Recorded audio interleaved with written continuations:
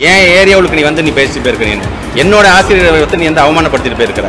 அதனால ஒன்ன நான் அவ்வளவு சீக்கிரம் நான் சும்மா விட மாட்டேன் என்பதை இந்த நேரத்தில் அடுத்த திட்டமா தெரிவித்து. அன்பில் என்ன சொல்றாப்புல கேட்டீங்கல்ல, அவன் இவன் அப்படிங்கிற பேச்செல்லாம் ஒரு தொலைநோக்கு சிந்தனை கூடிய படிச்ச அரசியல்வாதிகள் இருந்து வராது. திராவிட சித்தாந்தத்துக்கு நீங்க சொல்றீங்க பிற்போக்கு சிந்தனை, அதனால வேண்டாம் நாங்க முற்போக்குவாதிகள்.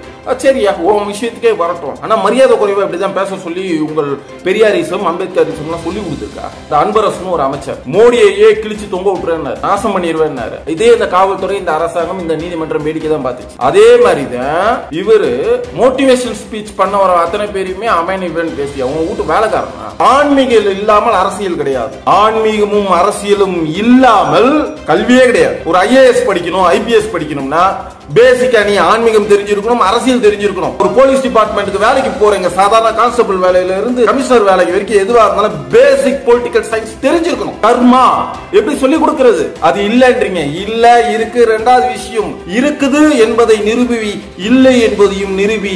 இல்லை என்றால் சமநிலை, இதுதான் வாழ்க்கை என்றதை புரியவை. விளம்பரத்திற்காக கொடுக்கப்பட்ட குரல் தானே தவிர உணர்வு ரீதியான குரல் அல்ல. ஆனால் விநாயகர் சதுர்த்தியை அதுவுமாக உலக இந்துக்கள் கொண்டாடும் தினம் இன்று முக்கியமான தினத்துல ஏதோ ஒரு விஷயத்தையும் இந்த திருவிழாவையும் திசை திருப்புவதற்காக நீங்கள் அரங்கேற்றக்கூடிய நாடகம் தான் இந்த விசாரணை, இந்த கைது, இந்த பிரச்சனை. சின்ன வயசுல இருந்து ஒரு வட்ட செயலாளர் வண்டு முருகனா இருந்து நீ வந்தாதானே அதனுடைய பதவியுடைய அருமை தெரியும். உன் நன்மை உதயநிதினால வந்தது தானே. நீ இப்படிதான் ஆடுவேன். வட்ட செயலாளர் பதவிக்கு கூட அன்பில் மகேஷ் லாகி கிடையாது. தயவு செஞ்சு காவல்துறை இந்த மாதிரி சில்லற பிரச்சனைக்கெல்லாம் முண்டி அடிச்சுக்கிட்டு வந்து பிரச்சனையை பூம் பண்ணாரு. அந்த பையன் மகாவிஷ்ணு ஆஸ்திரேலியாவில இருந்து வரம்பா, நானா போய் தான் சரணடைய போறேன்ற. எதுக்கு 200 போலீஸ் தேவையா? நான் சொல்ல சார், நான் பார்க்கல சார், காணொலி செய்தி தான். நீங்க 20 காவலர்களோட போனா கூட தப்புங்க. ஒரு கான்ஸ்டபிள் அமைச்சு வாடா தம்பினா வந்துட போறாப்ல. எதுக்கு கிட்டத்தட்ட ஒரு AC DC தவறு. இந்த அரசியல் சித்தாந்தம் விளையாட்டு எல்லாம் பாத்தீங்கன்னா இன்னும் 2 ஆண்டு காலம் தான். அதுக்கப்புறம் வேற ஒருத்தன் வந்துருவான். இந்த ராமநாதபுரம் பக்கத்துல ஒரு DSP மேல ஒருத்தன் கையை வச்சிருக்கான். உங்க அந்த வீரத்தை நீங்க அங்க எதிராளி மேல காமிக்க வேண்டியதானே. ஒரு DSP ஒரு பொம்பளை புள்ள, அவன் மேல ஒருத்தன் கையை வைக்கிறான். அவங்க நல்ல விஷயத்துக்கு தான் போயிருக்காங்க. கைய கால உடைச்சு தரவுல காவல்துறை அதிகாரி மேல கையை வைக்கிறதுக்கு யார்? நம்ம நாம் தமிழர் சீமா ஓபன் ஸ்டேட்மெண்ட் கொடுக்குறான். இப்படி சிட்டிக போட்டு கொடுக்குறான். அது திருச்சி SP நேர்ல வர சொல்லு, சட்டையை ஊத்து போட்டு வர சொல்லு, நேருக்கு நேரு பாத்துக்கலாங்கிறான். Open statement. இவனா அவ்வளவு பெரிய புடிங்கியா? 2 ரூபா பிச்சை எடுத்து உடனே நான் இந்த பதவிக்கு IPS பதவிக்கு வரலடா, நான் கஷ்டப்பட்டு வந்திருக்கேன், மனமுருகி அழுகுறான் அந்த ஆளு. பாவம் அந்த தம்பி அவர் IPS படிச்சு வர்றதுக்கு எவ்வளவு கஷ்டப்பட்டு. சாதாரண ஒரு அரசியல்வாதி துக்கடா, பிச்சைக்கார நாய். அந்த நாய் அப்படி சிட்டிக போடுறான். இந்த அரசாங்கம் வேடிக்கை பார்த்து. அந்த துறையை சேர்ந்த அமைச்சர் யாரு? மு க ஸ்டாலின் தானே. ஏன் நீங்க ஆக்ஷன் எடுக்கல? DGP எங்க போனாரு? இதே இந்த தம்பிய ஏர்போர்ட்ல கைது செஞ்சு போன DC AC எல்லாம் உங்க பார்வைக்கு இந்த SP பிரச்சனை கண்ணுக்கு தெரியலையா? ஏன் சீமான விட்டு வச்சிருக்கீங்க? உடனடியாக கைது செய்ய வேண்டியதானே.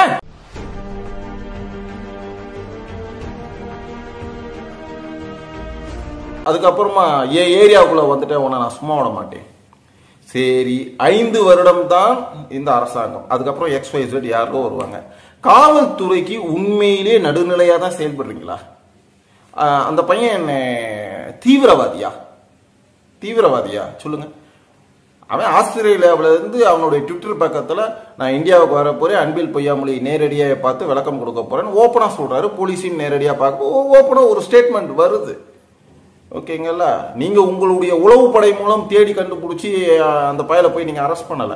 ஓபன் ஸ்டேட்மெண்ட் முன்கூட்டியே தன்னுடைய காணொலி மூலம் உலகத்துக்கு தெரியப்படுத்தி விட்டு தைரியமாக சென்னை நோக்கி வந்து கொண்டிருக்கும் ஒரு தம்பிய ஒரு 200 படையோட 200 பேருடைய ஒரு ஆளுமைகளை நாங்கள்லாம் கம்பீரமானவே இன்டர்நேஷனல்ல செகண்ட் போலீஸ் அப்படின்னு சொல்லிக்கிட்டு உங்களுடைய தராதரத்தை நீங்களே கெடுத்துக்கிறீங்க. யாருடைய அழுத்தத்தின் பேரில் இது போறீங்க? சரி, அந்த தம்பி அப்படி என்னதான் பேசிட்டாரு? தலைமை ஆசிரியரை சம்பந்தமே இல்லாம திருவள்ளூர் மாவட்டத்துக்கு டிரான்ஸ்பர். சென்னை மாவட்டத்துல பிரச்சனை, திருவள்ளூர் மாவட்டத்துக்கு டிரான்ஸ்பர் அடிக்கிறீங்க. தப்பு இல்லையா? எப்படி போயிட்டு வருவாங்க டெய்லியும்? பக்கத்து ஊர்ல ஏதாவது இப்ப அசோக் நகர்னா KK நகர் ஸ்கூலுக்கு மாத்துங்க, வடபழனி ஸ்கூலுக்கு மாத்துங்க, கோடம்பாக்கம் ஸ்கூலுக்கு மாத்துங்க. எதுக்கு சார் திருவள்ளூருக்கு மாத்துறீங்க? ஏன் அப்படி ஒரு கொலவெறி? கண் பார்வையற்றவர் சொல்றீங்க. அந்த அதாவது பிரச்சனையை கிளப்பின அந்த ஆசிரியர். உண்மையிலேயே சொல்றேன், இங்க பிரச்சனையே கிடையாது, பிரச்சனையை கிளப்பிய ஆசிரியர். ஓகேங்களா? அவரை பக்கத்துல வச்சுக்கிட்டு அரவணைக்கிறாரு மகேஷ். அவன் கூணு கும்பிடு போடுறாப்ல. ஏயா இப்ப அந்த ஆசிரியரே நான் அவன் இவன் சொல்றேன், ஓகேங்களா? அது தவறுதியா. ஆனா நீ ஒரு அமைச்சர் மோட்டிவேஷன் ஸ்பீச் பேச வரன்றவங்களுக்கு அவன் இவன் நீ கூப்பிடுயா? வா பாத்துக்கலாம், என் ஏரியாவுக்கு வந்துட்டு என்ன ரவுடி பயலா? அப்போ ஓ மேல ஒரு சட்ட வழக்கு தொடரலாம் இல்லையா? தமிழ்நாடு அரசாங்கம் உயர் அதிகாரிகள் இப்படிதான் வேடிக்கை பார்த்துக்கிட்டு இருக்கீங்களா ஒரு அமைச்சரை பேச விட்டுட்டு?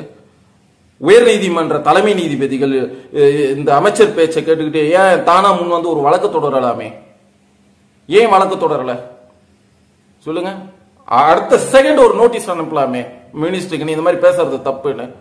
ஏற்கனவே இந்த அன்பரசன் ஒரு அமைச்சர் மோடியையே கிழிச்சு தொங்க விட்டுறேன்னாரு, நாசம் பண்ணிடுவேன்னாரு. இதே இந்த காவல்துறை, இந்த அரசாங்கம், இந்த நீதிமன்றம் வேடிக்கை தான் பார்த்துச்சு. அதே மாதிரிதான் இவரு மோட்டிவேஷன் ஸ்பீச் பண்ண வர அத்தனை பேருமே அவன் இவன் பேசியா? உங்க வீட்டு வேலைக்காரனா? முதல்ல நீங்க ஒரு கல்வியாளரா இருங்க, ஒரு கல்வித்துறைக்கு ஒரு அமைச்சர், ஓகேவா? ஃபைட் ஃபார் ரைட்னு பேச தெரியுது, அது வரீங்க இல்ல, பேசுறீங்க, இது பேசுனது தப்பு, எங்களுக்கு அது உடன்பாடு இல்லை. ஆனால் திராவிட சித்தாந்தத்துக்கு நீங்க சொல்றீங்க இது பிற்போக்கு சிந்தனை, அதனால வேண்டாம், நாங்க முற்போக்குவாதிகள். சரியா, உன் விஷயத்துக்கே வரட்டும். ஆனா மரியாதை குறைவா இப்படிதான் பேச சொல்லி உங்கள் பெரியாரிசம் அம்பேத்கரிசம் எல்லாம் சொல்லி கொடுத்துருக்கா? நடுநிலையா பேச, நடுநிலையா ஆக்ஷன் எடுக்கிறேன்னா எப்படி வேணா பேசலாமா? சரி, அதை விடு. இந்த பிரச்சனை நடந்து 2 நாள் ஆகுது, ஓகேவா? சம்பந்தமே இல்லாம இன்னைக்கு ஒரு 4 பொம்பளைகளை கூட்டி வச்சுக்கிட்டு நாங்கள் இல்லாம எங்க கிட்ட அவங்க பர்மிஷனே வாங்கல. யார் அது சார்? ஒரு பள்ளிக்கூடம் 1000 பேர் வசிக்கக்கூடிய ஒரு பள்ளிக்கூடத்தை மேனேஜ்மெண்ட் செய்யக்கூடியவர் ஒரு தலைமை ஆசிரியர். அவர் கட்ட சுதந்திரம் வேற யாருக்கு இருக்கு? சரி, அந்த இடத்துல ஒருத்தர் வந்து பேசுறாங்க, ஏதோ ஒரு தலைமை அதிகாரி கிட்ட பர்மிஷன் வாங்கிட்டு தான் வந்து பேசுறாங்க. எங்க குழு கட்ட பர்மிஷன் வாங்கல. யாரு? சுய உதவி குழுவா? அப்ப அந்த ஃபங்க்ஷன் நடக்கிறது தெரியாம நீ என்ன குழு நடத்திக்கிட்டு இருக்க? குழுவோட தலைவியா நீங்க எப்படி இருக்கலாம்? ஒரு லேடி வந்து சொல்லிக்கிட்டு இருக்க எங்க கிட்ட பர்மிஷனே வாங்கல, எங்களுக்கு தெரியாது. அப்ப இந்த குழுவுல ஒரு 10 பேர் இருப்பீங்கல்ல, ஒருத்தர் கண்ணுக்கும் காதுக்குமா இந்த விஷயம் போல? சொல்லுங்க. தவறு. இது சம்பந்தமே இல்லாம ஒரு கல்வித்துறையில நடக்கக்கூடிய ஒரு பிரச்சனை. மாற்றுத்திறனாளி சங்கத்தை சேர்ந்தவர் ஒருத்தர், சங்கத்தை சேர்ந்தவங்க ஒரு குரூப் எங்க மாற்றுத்திறனாளிக்கு ஆதரவா நாங்க போர்க்குடி ஏற்றோம் அப்படின்னு சொல்லி அவங்க போய் புகார் கொடுக்க, அந்த புகாரை எடுத்துக்கிட்டு ஆக்ஷன் எடுத்ததா காவல்துறை விளக்கம் அளிக்குது. இது எதுவுமே நான் சொல்ல சார், இது எல்லாமே ஊடக செய்தி. நீங்க மாற்றுத்திறனாளிகள் சங்கம்னு பாத்தீங்கன்னா 100 இருக்கு தமிழ்நாட்டில், 1-2 கிடையாது. நல்லா தெரிஞ்சுங்க. மாற்றுத்திறனாளிகள் சங்கம் அப்படின்னு எடுத்துக்கிட்டா கணக்கற்றது இருக்கு. நானே 10 தலைவரை கூப்பிட்டு வந்து மேடையில் நிக்க வைப்பேன், ஓகேவா? ஏதோ ஒரு சங்கம் என்ன நடந்தது அந்த ஃபங்க்ஷன் டைம்ல அவங்க இருந்தாங்களா? ஓகேவா? இருந்தாங்களா? இருந்தாம அந்த சங்கத்தை சேர்ந்தவர்கள் எப்படி புகார் அளிக்கிறான்? முழுசா என்ன விஷயம்னே தெரியாம அந்த மாற்றுத்திறனாளி ஆசிரியர் அருகில பக்கத்துல உட்கார வச்சுக்கிட்டு தூக்கி தோல் மேல தூக்கி வச்சு என்ன சாதிச்சுட்டாப்ல அந்த ஆசிரியர் சார்?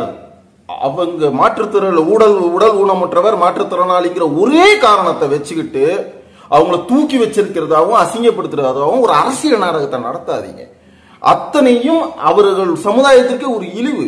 மாற்றுத்திறனாளிகள் ஒரு மிகப்பெரிய ஒரு சமுதாயம் இருக்கு, அவங்களுக்கு நல்லது கெட்டது எதுவுமே நீங்க செய்யலங்க, இது வரைக்கும் செய்யல. போங்க, தெருவா பிச்சை எடுத்துக்கிட்டு இருக்காங்க, தெருவா படிச்சுட்டு வேலை இல்லாம சுத்திக்கிட்டு இருக்காங்க, படிச்சுட்டு அந்த சர்டிபிகேட்டை வச்சுக்கிட்டு என்ன பண்றதுன்னு தெரியாம இருக்காங்க.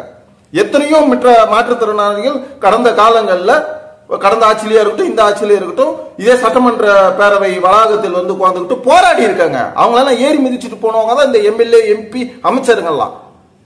அது நீங்களா இருக்கலாம், இதுக்கு முன்னாடி இருக்கவங்களா யாரோ ஒருத்தர். அன்னைக்கெல்லாம் இந்த மாற்றுத்திறனாளி பார்வைக்கு தெரியலையா? சொல்லுங்க, பிரச்சனை தெரியலையா?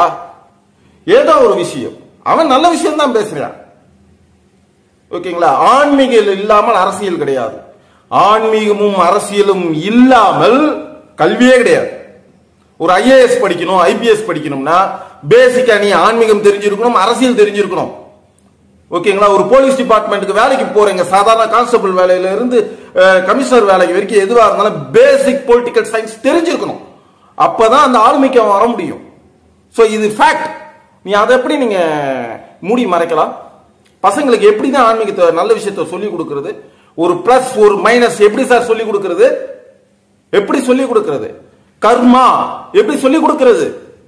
அது இல்லன்றீங்க. இல்ல இருக்கு. இரண்டாவது விஷயம், இருக்குது என்பதை நிரூபி, இல்லை என்பதையும் நிரூபி. இல்லை என்றால் சமநிலை, இதுதான் வாழ்க்கை என்றதை புரியவே. எதுவுமே கிடையாம ஒரு விஷயத்துக்காக, சாதாரண ஒரு விஷயம், கடந்து போகக்கூடிய ஒரு விஷயம், சரி இது 365 நாளும் தூக்கி சுமந்துகிட்டு இருக்க போறீங்களா? இல்ல இந்த பையனுக்கு, இந்த மகாவிஷ்ணுங்கிற பையனை தூக்கி ஒரு 10 வருஷம் ஜெயில் தண்டனை கொடுக்க போறீங்களா? சொல்லுங்க.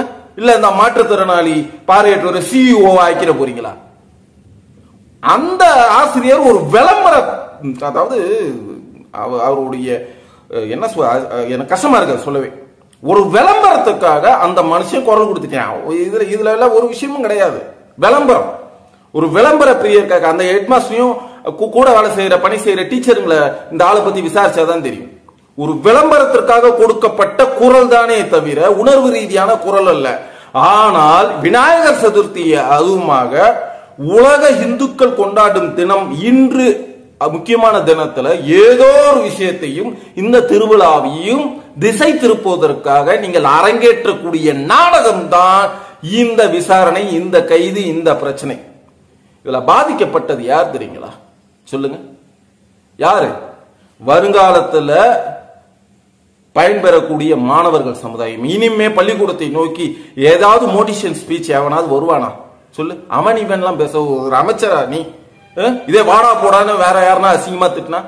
ஒவ்வொரு செய்தியிலும் அன்பில் மகேஷ் செய்தி வந்துகிட்டே இருக்கு. இந்த பிரச்சனை காவல்துறையை துப்புறான், அரசாங்க அதிகாரிகளை துப்புறான், ஒன்ன அசிங்க அசிங்கமா பேசுற. இதுக்கு ஒன்ன பேசுறது இல்ல, முதலமைச்சர் அசிங்கமா பேசுறது. சின்ன வயசுல இருந்து ஒரு வட்ட செயலாளர் வண்டு முருகனா இருந்து நீ வந்தாதானே அதனுடைய பதவியுடைய அருமை தெரியும். உன் நன்மை உதயநிதினால வந்தது தானே. நீ இப்படிதான் ஆடுவ.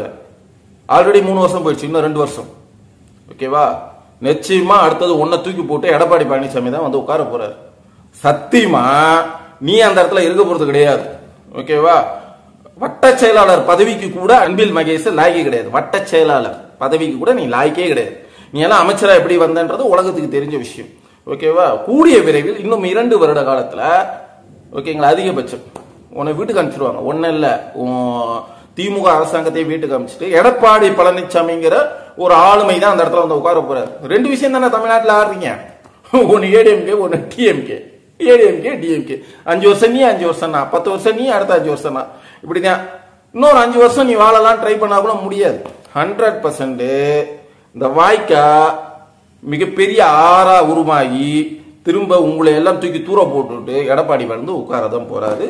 வேடிக்கை தான் பார்க்க போறீங்க. தயவு செஞ்சு காவல்துறை இந்த மாதிரி சில்லற பிரச்சனைக்கெல்லாம் முண்டி அடிச்சுக்கிட்டு வந்து பிரச்சனையை பூம் பண்ணாதீங்க. ஓகேங்களா? அந்த பையன் மகாவிஷ்ணு ஆஸ்திரேலியாவில இருந்து வரம்பா, நானா போய் தான் சரணடைய போறேன்ற. எதுக்கு 200 போலீஸ் தேவையா? நான் சொல்ல சார், நான் பார்க்கல சார், காணொலி செய்தி தான். 200 போலீஸ் தேவையா? சொல்லுங்க. நீங்க 20 காவலர்களோட போனா கூட தப்புங்க. அந்த பையனை ஒரே ஒரு கான்ஸ்டபிள் அமைச்சு வாடா தம்பினா வந்துட போறாப்ல. எதுக்கு? கிட்டத்தட்ட ஒரு ஏசி, டிசி, ஓகேங்களா, எஸ்ஐ, இன்ஸ்பெக்டர், விநாயகர் சதுர்த்தியுமா யாரும் அவன் குடும்பத்தோட வீட்டுல பூஜை புனஸ்காரம் நிம்மதியா ஒரு நாள் நிம்மதியா விடுங்களேன். இன்னைக்கு போய் தான் அவனை அரெஸ்ட் பண்ணுமா? ஏன் நாளைக்கு ஒரு சம்மனை கூப்பிட்டு வாடா தம்பினா வரமாட்டானா? அவனா தானே வரான் ஆஸ்திரேலியாவில இருந்து, உங்களை பார்க்க தானே வரான். அதுக்குள்ள அரெஸ்ட் பண்ணணுமா? தவறு. இந்த அரசியல் சித்தாந்தம் விளையாட்டு எல்லாம் பாத்தீங்கன்னா இன்னும் 2 ஆண்டு காலம் தான். அதுக்கப்புறம் வேற ஒருத்தர் வந்துருவான். அவங்களுக்கு நீங்க கொடை பிடிப்பீங்களா? காவல்துறை அதிகாரிகள் தயவு செஞ்சு சொல்றேன், உங்களுக்கு நிறைய வேலை இருக்கு. சட்ட ஒழுங்கு பிரச்சனை நிறைய இருக்கு. நான் ஏற்கனவே ஒரு காணொலியில சொன்னேன். அந்த கார் பந்தயம் நம்ம ஹாஸ்பிட்டலுக்கு பக்கத்துல நடத்துறாங்க. ஒரு அசிஸ்டன்ட் குளத்தூர் ஏசியோட உயிர் போனாதான் மிச்சம். இந்த ராமநாதபுரம் பக்கத்துல ஒரு டிஎஸ்பி மேல ஒருத்தன் கையை வச்சிருக்கான். உங்க அந்த வீரத்தை நீங்க அங்க எதிராளி மேல காமிக்க வேண்டியது தானே. ஒரு டிஎஸ்பி, ஒரு பொம்பளை பிள்ளை மேல கையை வச்சிருக்கான். ஒரு டிஎஸ்பிங்கிற பதவி உயர் பதவிங்க, இருந்தாலும் அந்த பதவியில இருக்கவங்க ஒரு லேடி போலீஸ். அவன் மேல ஒருத்தன் கையை வைக்கிறான். அவங்க நல்ல விஷயத்துக்கு தான் போயிருக்காங்க.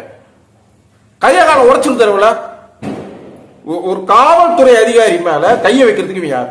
அந்த அம்மா நான் தப்பா பண்ணிச்சு சார். இந்த மாதிரி விஷயத்தெல்லாம் விட்டுருங்க. அதுக்கப்புறம் இன்னொருத்தன் நம்ம நாம் தமிழர் சீமா ஓபன் ஸ்டேட்மெண்ட் கொடுக்குறான். இப்படி இப்படி சிட்டிங்க போட்டு கொடுக்குறான். அது திருச்சி எஸ்பி நேர்ல வர சொல்லு, சட்டையை ஊத்து போட்டு வர சொல்லு, நேருக்கு நேரு பாத்துக்கலாங்கிறான். Open statement.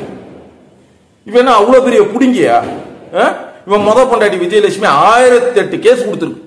ஏதோ ஒரு விஷயத்துல இவனை பிடிச்சி உள்ள போட தேவையில்ல, மற்ற அரசியல்வாதிகளுக்கு ஒரு பாடமா ஆக்க தேவையில்ல. அதை விட்டுவிட்டு ஒரு எஸ்பி தலை குனிற அளவுக்கு தெரு தெருவா பிச்சை எடுத்து உடனே நான் இந்த பதவிக்கு ஐபிஎஸ் பதவிக்கு வரலடா, நான் கஷ்டப்பட்டு வந்திருக்கேன், மனம் முருகி அழுகுறான் அந்த ஆளு. சின்ன பையன் பாவம் அந்த தம்பி அவர் ஐபிஎஸ் படிச்சு வர்றதுக்கு எவ்வளவு கஷ்டப்பட்டிருப்பான். ஒரு சாதாரண ஒரு அரசியல்வாதி துக்கடா பிச்சைக்கார நாய். அந்த நாய் அப்படி சிட்டிக்க போடுறான். இந்த அரசாங்கம் வேடிக்கை பார்த்துட்டு இருக்கு. காவல்துறையை சேர்ந்த அந்த துறையை சேர்ந்த அமைச்சர் யாரு? மு.க. ஸ்டாலின் தானே. ஏன் நீங்க ஆக்ஷன் எடுக்கல? டிஜிபி எங்க போனாரு? இதே இன்னைக்கு இந்த தம்பிய ஏர்போர்ட்ல கைது செஞ்சு போன டிசி ஏசி எல்லாம் உங்க பார்வைக்கு இந்த எஸ்பி பிரச்சனை கண்ணுக்கு தெரியலையா? ஏன் சீமான விட்டு வச்சிருக்கீங்க? உடனடியாக கைது செய்ய வேண்டியதானே. அந்த டிஎஸ்பி மேல கைய வச்சான் பேர் ஒருத்தன், அவனை 4 நாள் கழிச்சு அரெஸ்ட் பண்ணி இருக்கிறத நேத்து தான் செய்தி. இந்த காணொலிக்கு முன்னாடி முத நாள் செய்தி. தப்பு சார். பிரச்சனை சுத்தி இருக்கு. நம்மள சுத்தி எவ்வளவு பிரச்சனை இருக்கு. அரசியல்வாதிகள் சில பேர் தவறாக வழிநடத்தினாலோ அழுத்தம் கொடுத்தனாலோ அவங்களுக்கு புரிய வைக்க வேண்டியது உயர் அதிகாரிகள் கடமை. அவன் ஆர்டர் போடுறாங்கிறதுக்கு நீ செய்யக்கூடாது. அவன் ஆர்டர் போடுறாங்கிறதே நீ செய்யக்கூடாது. உனக்குன்னு ஒரு காக்கி சட்ட பவர் இருக்கு. நெஞ்ச நிமித்தி பேசணும். ஓகேவா? இவன் 5 வருஷம் இருப்பான், ஓடி போடுவான். அடுத்த 5 வருஷம் வேற எவனோ வருவான், அவனுக்கு வணக்கம் சாமி ஐயா சாமின்னு வணக்கம் போடுவீங்களா? ஐ ஆம் ஹானஸ்ட், ஐ ஆம் ஹானர் அப்படிங்கிறது உங்களுக்குள்ள திமிர், காக்கி சட்டைக்கான திமிர். அதை எந்த இடத்துலயும் அப்படி படிய விடாதீங்க. தயவு செஞ்சு சொல்றேன், நீங்க உங்க கிரேடு இறங்கினாலே எல்லா சாக்கடையும் உங்களை சூழ்ந்து கொள்ளும். கெட்ட பேர் உங்களுக்கு தான். அன்பில் பொய்யாமொழி அமைச்சர், கல்வித்துறை அமைச்சர், இனிமே மோட்டிவேஷன் ஸ்பீச் பேசுறவங்களையோ பொதுமக்கள் சார்ந்த ஆன்மீகவாதிகளோ தயவு செஞ்சு திமிர் பேச்ச இங்க பேசாத. ஓகேவா? உன் வீட்டோட வச்சுக்கோ. வெளியில பேசினாலே அது உனக்கு தான் அசிங்கம், உன் குடும்பத்துக்கு அசிங்கம். நான் சொல்றது உன் குடும்பம்ன்றது உன் அறிவாலயம் குடும்பம், உன் முதலமைச்சருடைய குடும்பத்துக்காரு மிகப்பெரிய அசிங்கம். ஓகேவா? நீ இவ்வளவு பேச்சு பேசுறியே, உங்க அமைச்சருடைய உன் நண்பனுடைய அம்மா, அவங்களை எப்படி கூப்பிடு? அம்மான்னு கூப்பிடுவியா, அத்தன் கூப்பிடுவியா? அவங்க யாரு? எப்படி இருந்தாலும் சின்ன வயசுல இருந்து ஒன்னாதான் அந்த வீட்டுல வளர்ந்துருப்ப. அம்மாவை எப்படி கூப்பிடுவ? துர்கா அம்மாவை. மிகப்பெரிய ஒரு ஆன்மீகவாதி, மிகப்பெரிய ஒரு ஆன்மீகவாதி. அவங்க காலில் விழுந்து ஆசீர்வாதம் வாங்க. அப்பயாவது உனக்கு ஆன்மீக புத்தி வருதான்னு பார்ப்போம்.